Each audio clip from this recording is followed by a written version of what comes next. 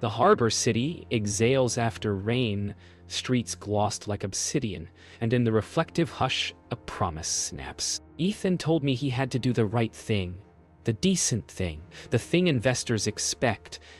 Then he packed his cufflinks like trophies and walked toward a future that had my recipes on the walls, and none of my breath in the room. I scrubbed the stove until the steel showed my face, a stranger who had given a man permission to define consequence. The test strip turned pink, then certain, and the air changed temperature. I heard seagulls like sirens, distant and relentless, when Rowan knocked with crates of contraband citrus. He did not ask why my hands shook. He just steadied them, and I felt something like mercy. Tonight a charity gala makes our world small. Glass and cameras and curated sincerity. He will be there with the woman he married for timing, and I will be there because my name is on the menu card. The city keeps our secrets poorly, and the truth is already tapping the microphone. Silence has a frequency. It hums between a question and the answer that reorganizes a room.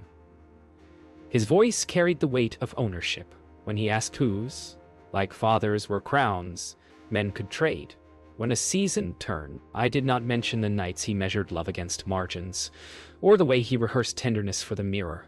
I said the name that terrifies him because it refuses to be bought. The air changed, guests turned, and cameras learned a new word. Lyra's fingers tightened over her belly as if bracing for a wave. She is not my enemy, only the proof of a pattern I am stepping out of. So, Rowan's eyes held mine, steady, not a claim, a promise to stand in daylight. Somewhere, a violinist dragged a bow across a string and found suspense. The rain, the harbor, the glass, all of it waited to see whether I would flinch. I did not. And in that stillness, I felt the first kick of a future choosing me back. Back in the service corridor, the world lost its chandelier polish and smelled like bleach and steel. Tessa brought me water, as if I might forget how to drink. My hands remembered tasks, not comfort. A camera flared at the doorway, then thought better. Like a moth learning heat hurts. I heard Ethan's footsteps searching for an angle, the salesman in him desperate to turn confession into content. Gabe blocked the hall, a gentleman bouncer buying me seconds with a question about provenance. I wanted to run, but this kitchen is the first place I ever named mine, and it has watched me scrape rent from bones, watched me turn waste into elegance. Rowan waited far enough away to let me set distance, close enough to be consequence. The baby moved again, faint as a drum far inland, and I realized I was not a scandal. I was a threshold, and thresholds decide who passes. Ethan found me beside a window that turned the city into a watercolor of want. He asked when, he asked why, he asked if I was trying to ruin him, as if ruin were a thing I could hand over like a bill. I told him I wanted quiet. I wanted clean choices. I wanted to protect what was small and ferocious inside me. None of that translated to his ledger. Lyra hovered with the pallor of someone who has mistaken a stage for a shelter, her palm moving slow circles over her belly. I saw her fear, and felt the kinship of bodies negotiating deadlines that do not care about gossip. Rowan did not speak for me, and that was its own relief. The room was full of people who eat stories for sport. I decided to serve none tonight. When Ethan demanded again, I answered with the same word, not as a weapon, as a boundary, and the echo stopped looking for an exit. After the speeches, after the silent auction bid cards, after the string quartet packed velvet into cases, the harbor blew a colder wind, and the city's mirrors turned back into streets. Tessa hailed a cab I did not take. I walked the wet blocks home with my palm pressed against the promise under my ribs, feeling its insistence. My mother's apartment smelled like starch and eucalyptus, the old sewing machine gleaming like a relic of endurance. I rehearsed the truth on the stoop, and could not make it small. Inside, she folded fabric slow enough to teach patience, then looked up and saw what I had not said. She crossed herself, then crossed the room, and the question in her eyes held no judgment, only inventory. What do you need? How do we begin? Where's the cost I can carry? I opened my mouth, and let the night out. Morning broke like a headline, and the city read me all at once.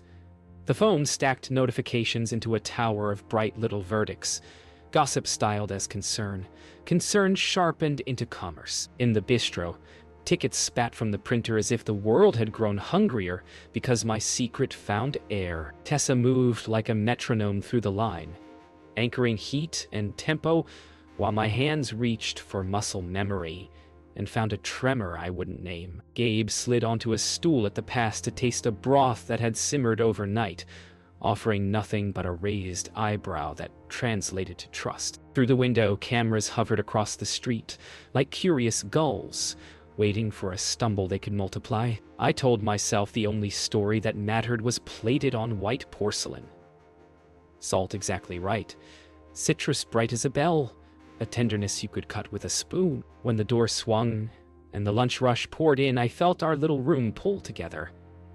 An organism with purpose, determined to feed the rumor mill something true. Across the water, Lyra's team converted shock into slide decks. She sat at the long white table while a ring light tried to lacquer her into invincibility, and the women around her arranged language like flowers for a funeral no one would name. I have never known her beyond headlines and Ethan's curated history, but I know the posture of a person building a shield from apologies. She practiced phrases that rounded off blame and left room for sponsors.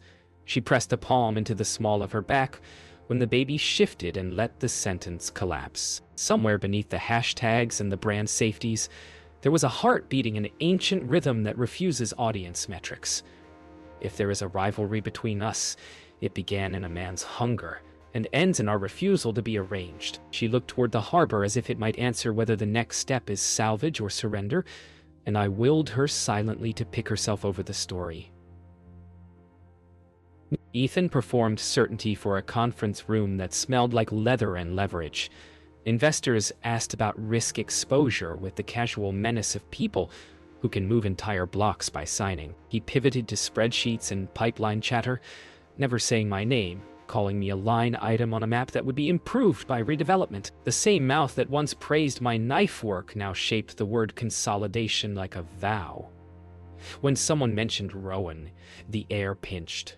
Rivalries make great Vader until they threaten equity. Ethan promised timelines and guardrails and an announcement that would steady the market, and I felt the old ache of being turned into strategy. Somewhere, his jaw would tighten the way it does when the gap between who he is and who he sells widens. Outside, cranes ticked their endless metronome against the harbor sky.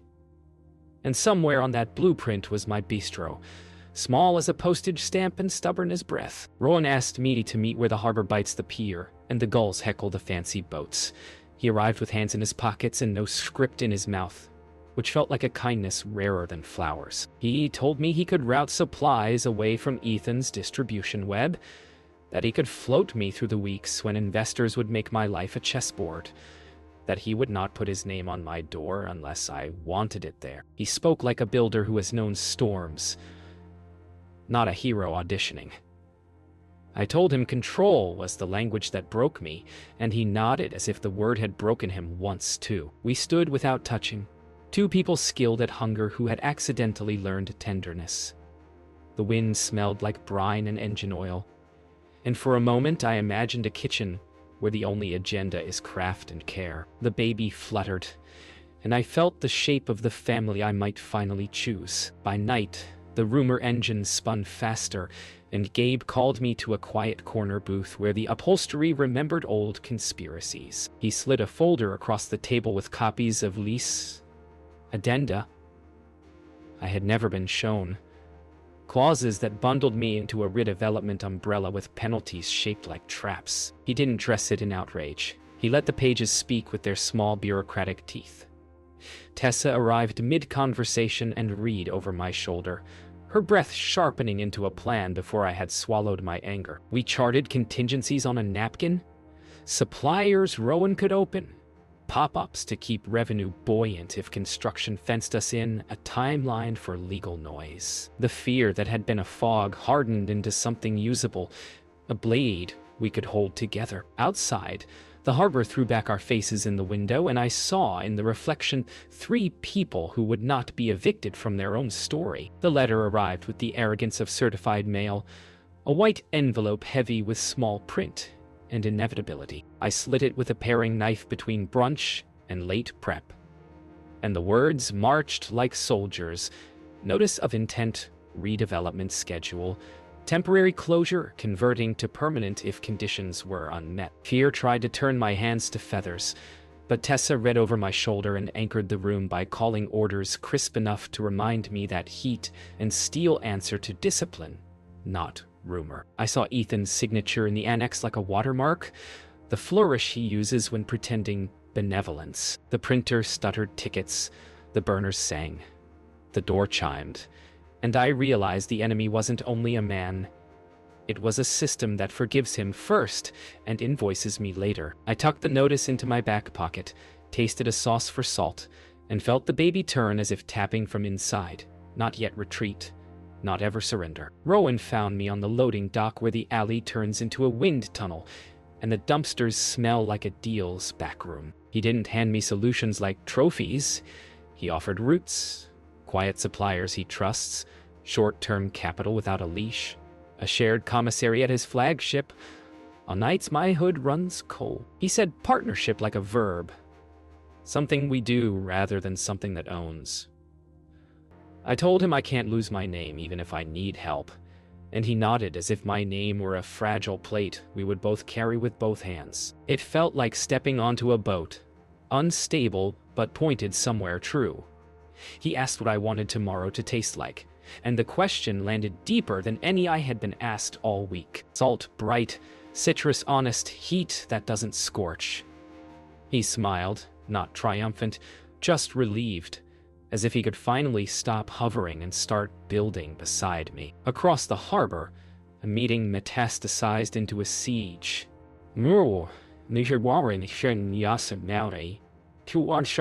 Ethan stood at the head of a gleaming table, speaking in probabilities and contingencies, while a lawyer translated my life into clauses that sound humane until they are enforced. He called the closure operational alignment, and his investor nodded because the word wears a suit. When someone asked about the optics of displacing a pregnant owner, he pasted on concern and suggested a relocation package that would scrub me from the map and list the kindness as a write-off. I could almost feel his pulse sprint when Rowan's name surfaced.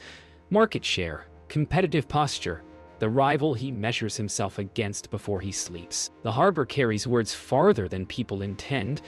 By the time the conference broke, I knew more than I wanted about the price of keeping a facade. He doesn't see me as an opponent, only as a variable. Variables can be buried by averages. I refuse the math. Lyra's body interrupted the narrative with a force no algorithm can soften. In the middle of a brand shoot, her breath went thin, and the room tilted. Someone called an ambulance, and the ring light stuttered like a lighthouse losing patience. At the hospital, antiseptic air and soft shoes on linoleum replaced the theater of influence. She gripped the bed rail and looked smaller than any photograph had permitted. Fear unmade her posture and left an uncomplicated human. I wasn't there, but news crossed the harbor like weather, and I thought of the relentless drum in my own belly, how it rearranges priorities without asking. Ethan left a meeting early and arrived pale, the mask slipping. There are moments when even people like him meet a mirror they cannot buy. If Lyra comes through, I hope she chooses herself with the extremity this world demands. The industry will pretend to care until the next scandal. Her body cares without press releases. Night gathered its edges, and I took the long route home. Past the cranes beating time and the pier, where Rowan waits when he won't press me to talk. My mother's apartment lit the hallway like a small church. Inside, the sewing machine sat folded as if even it had paused to listen. I told her about the notice, about Rowan's offer, about Lyra's scare, about the calculation in Ethan's eyes that used to seduce me because I mistook confidence for shelter. She brewed tea and said faith without a plan is just a wish, then pulled out her tin of saved cash, crumpled bills, and steady sacrifices. We sketched the next months on the back of a church bulletin. Accept Rowan's commissary nights, hire an extra pair of hands before the third trimester, put a lawyer between me and every signature. The baby kicked hard enough to make the pen jump, and we laughed, the kind of laugh that salts a wound clean. Gabe arrived before dawn with the patience of a locksmith and a folder fat with keys. He laid out the contracts on my prep table the way a surgeon arrays instruments, quiet and precise, and named the wounds by clause number. Kickbacks routed through shell vendors. Relocation packages that expired the moment you signed. Performance metrics designed to fail the smallest kitchens first. He didn't tell me to rage. He offered me the dignity of comprehension, and the shame slid off like rain from oiled steel. Tessa hovered at the pass, reading the lines, her anger clean and useful. In the margins, Ethan's careful signature bloomed like a bruise.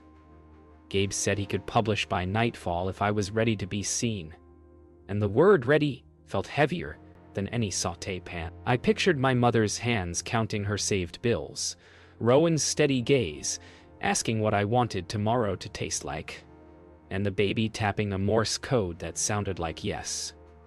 I told Gabe to print the truth. I brought the truth to my mother the way you carry a hot pan, careful not to burn what you love. The apartment smelled of starch and eucalyptus again. The sewing machine folded like a resting animal. I told her the father's name and watched the syllables enter our room as if they might rearrange the furniture. Rowan is not a rumor, I said. Not a trophy or a revenge poem, but a man who offers help without a leash and love without a contract. For a while, she said nothing. And in the quiet, I heard all the kitchens she has cleaned and all the hems she has turned to keep our lights on. Then she took my hands and said, God is not a bouncer at the door of joy, and neither is she. We made a list of what the baby would need and what the business would demand, and I felt the two columns stop arguing. When I left, she pressed the rosary into my palm, as if passing me a relay of courage. Lyra did not wait for Ethan to script her. She asked him to meet where their wedding photos still smelled like fresh varnish, and she stood without the armor of ring lights. She told him a truth that marketing can't launder, that she had mistaken his certainty for safety, and now saw how it devoured oxygen in every room. She did not ask whether he loved her.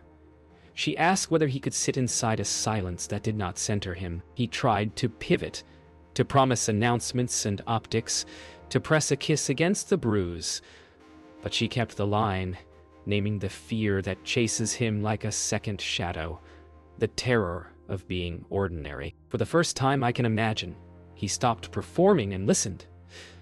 The man exposed beneath the brand, when she said she might leave the house in his name, but keep the name inside her. Even he understood the sentence as mercy. Sometimes survival is a door quietly closing. Rowan met me at the pier with storm on the horizon, gulls skimming low like scouts. He did not bring flowers or speeches. He brought a thermos of caldo and 2 paper cups, the kind of warmth you can actually use. He said, love, the way a craftsman says level, testing alignment rather than asking applause. He told me he would not be a rumor in the margins of my life, that he wanted to stand beside me where people could see and draw their conclusions while we cooked our way past them. He admitted fear, not of fatherhood, but of disappearing into someone else's legend, and I recognized the bruise as one I carried too. I told him I would not hide, not him and not the child, but that I needed to build on my own foundations. He smiled with that quiet relief that tastes like truth, and said foundations are what he knows. The wind shifted, and the future felt navigable. By nightfall, the article was live, a meticulous autopsy of contracts that smiled while they strangled. The phones lit like a storm front. Suppliers who had ghosted me sent cautious apologies. A council member requested a meeting. A protest graphic appeared in someone's story and multiplied. Ethan issued a statement about misunderstandings and third-party vendors, But the receipts did not blink. In my dining room, neighbors filled tables not for spectacle but solidarity, ordering the soup we could afford to sell at a loss just to keep the lights kind. Tessa ran the floor like a general, and in the kitchen I felt the line hum with a confidence that belonged to the work, not the noise. I stepped to the alley for air and found Rowan waiting without assumption, just presence. I told him I was ready to stand in daylight. Tomorrow we would eat with the sharks on our own terms. Tonight we washed dishes and sharpened knives. The storm arrived with timing that felt scripted by a petty god. Wind combing the harbor until the cranes looked like metronomes losing patience. Inside, our line glowed like a forge, a choreography of steam and muscle that made sense when nothing else did. Then the crowd outside thickened, umbrellas becoming antennae for rumor, and I sensed the angle before I saw the lights. Ethan's publicist had set a portable podium at the curb, a velvet rope, and a branded backdrop, sincerity printed in tasteful serif. I could feel the kitchen's pulse falter as foams rose and expectations sharpened, as if our labor were a stage for his redemption arc. Tessa touched my elbow and reminded me of the ticket rail, the broth, the sear, the small, perfect work that refuses spectacle. I tasted the sauce and found it right, then heard microphones waking, and knew I had to choose whether to be ambushed or to step into weather under my own name. Ethan began with the voice he uses when selling mercy, vowels softened, hands open, contrition curated to fit inside a shareable clip. He said mistakes had been made and that he wanted to support small businesses like mine. He said the word community until it lost taste. The crowd watched the performance like it might erupt into confession, and I felt the kitchen's momentum buck in the stall. I stepped out because silence would let him lacquer over what the article had pried open, and because my name was being used as set dressing. Rain found the back of my neck as I told him we were not props and that support is not a camera-ready noun, but a contract you keep when the room is empty. Gabe's face appeared beyond the lights, neither rescuing nor consuming, just witnessing. Ethan reached for my hand as if proximity could rewrite the past, and I left his fingers suspended in the wet air where they belonged. The siren cut the scene like a blade through rope, and for a second even the cameras forgot their appetite. A driver shouted a name I did not expect to hear, and I saw Lyra's assistant pushing through, mascara streaked by weather saying hospital and now and please. Ethan's face shed strategy the way paper surrenders to flame. He moved before remembering the choreography of exits, and in that unscripted heartbeat, he looked like a man who has run out of mirrors. I felt no victory, only the sudden hush of priorities rearranging. Tessa squeezed my shoulder and said she had the floor, that the line would hold without me should I need to go. And in her eyes lived the trust of every hour we had spent turning scarcity into plates that tasted like abundance. I told her to keep the doors open. Rain hammered the awning as Ethan vanished into the ambulance's red echo, and I felt my child turn as if to face what was coming. Inside, the dining room filled with neighbors who decided their bodies were a better firewall than any statement, and the kitchen found the note it had been searching for all storm. We cooked like a promise, not hurried, not theatrical, only exact. Rowan moved to the dish pit without announcement. Sleeves rolled, turning noise into utility with the rhythm of someone who honors labor. Gabe texted updates from the hospital that were blessedly dull. Numbers steady. Lyra monitored. The baby holding. I realized then that community is not a word. It is dishes drying on a rack while the floor leader calls the next course by name. It is arrival washing pans, because that is the corner that needs hands. It is my mother arriving, with extra towels and a thermos we do not deserve. The storm battered the glass and failed to enter. We plated the last table with the grace of people who know the price of calm and pay it in full. Close to midnight, the rain gentled into a tired whisper, and the room exhaled. We counted the drawer, wiped down the steel until it returned our faces without distortion, and stood in the steam that lingers after heat subsides. Ethan's statement pinged in the background like a faucet that won't quite turn off. But the city's appetite for his performance had been dulled by the sight of him running, and I found no sweetness in that, only a kind of sober mercy. Rowan asked if I wanted to announce us, and I heard how the question held more caution than desire. I told him yes, but not as a rebuttal, as a fact that deserved clean daylight. Tessa scribbled a schedule that included rest, which felt revolutionary, while Gabe sent a draft line about responsibility that cut to the bone. I locked the door and felt the baby roll to the side where my palm waited, a private applause that felt like history choosing its next seat. Hospitals teach humility by stripping noise down to breath, and Lyra's room hummed with the small machines that keep hope measurable. Gabe texted that she was stable and stubborn, which sounded like survival learning its lines, and I found myself outside her door with a paper cup of terrible coffee, and an apology I didn't owe, but needed to offer. We talked without performance. Two women whose bodies had been made into headlines, comparing notes on fear like recipes for getting through the night. She said the baby's heartbeat was strong, and for the first time I heard Ethan's name without wanting to edit it.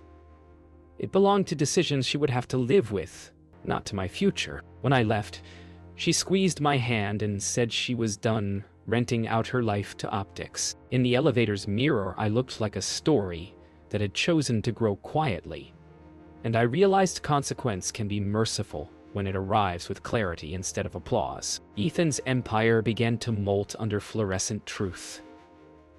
The flagship deal he had dangled like a moon over the waterfront came down with a thud only lawyers could love, investors citing risk exposure and reputational drag. I watched from my tiny office, the way one watches distant weather choose a different coastline, and felt neither triumph nor pity, only a sober accounting. He called Gabe to clarify the narrative, but narratives do not accept wire transfers.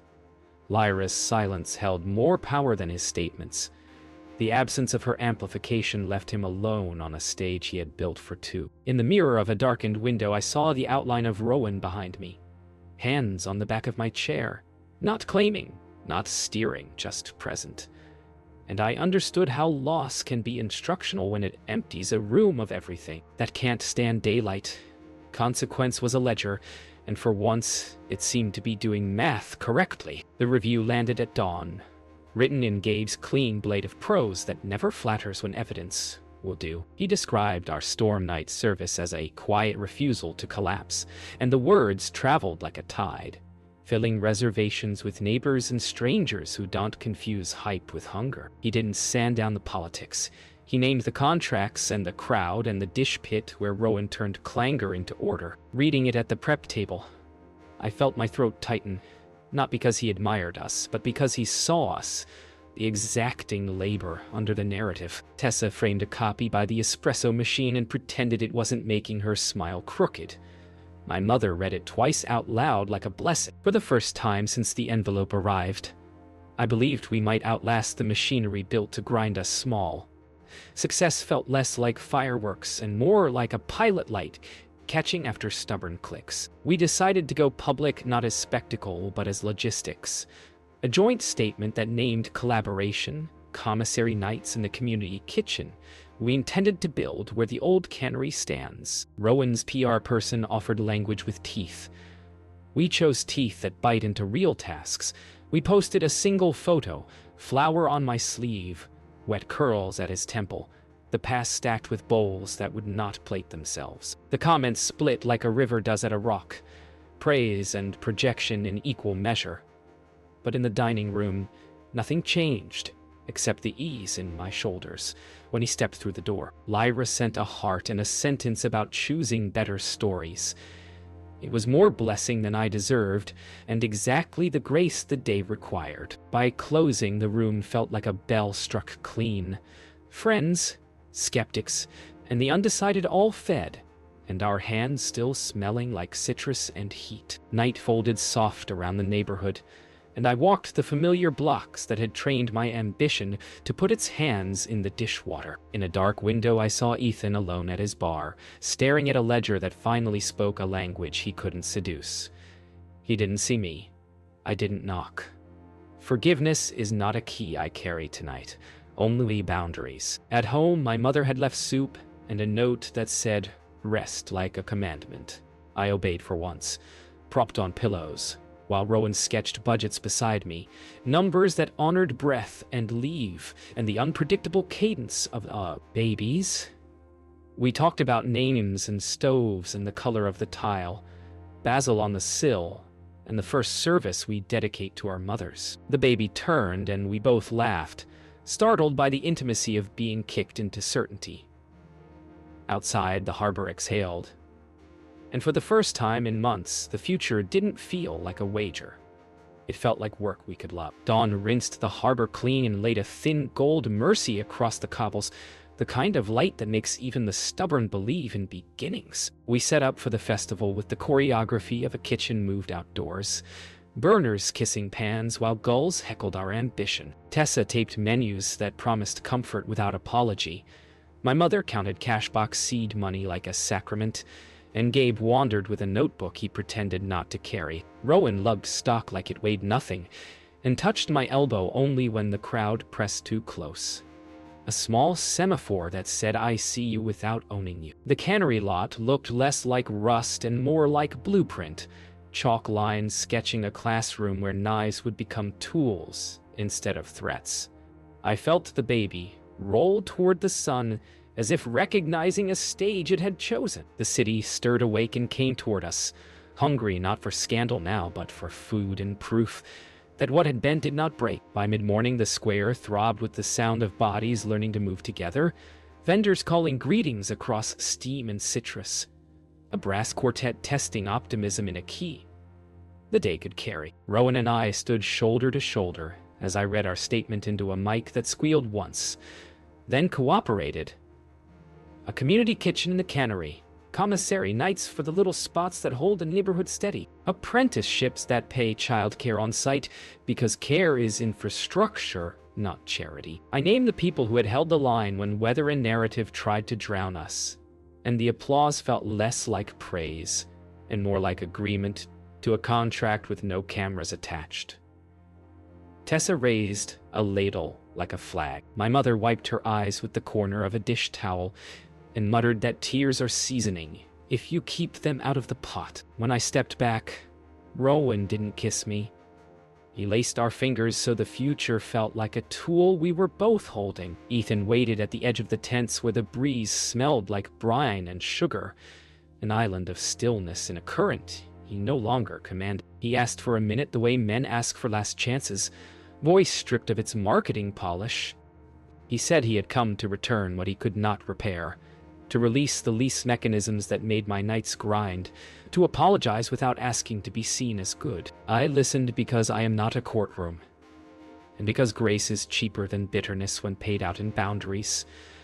I told him I believed he could change, and that my belief did not entitle him to proximity. He nodded with a tired understanding and managed a thank you that sounded like relief and grief in equal measure. Somewhere a trumpet found a note that bent, then resolved. He stepped back into the crowd, smaller and more human, and the space he left behind felt breathable. Lyra arrived after lunch, wearing the kind of peace people mistake for fragility until it holds.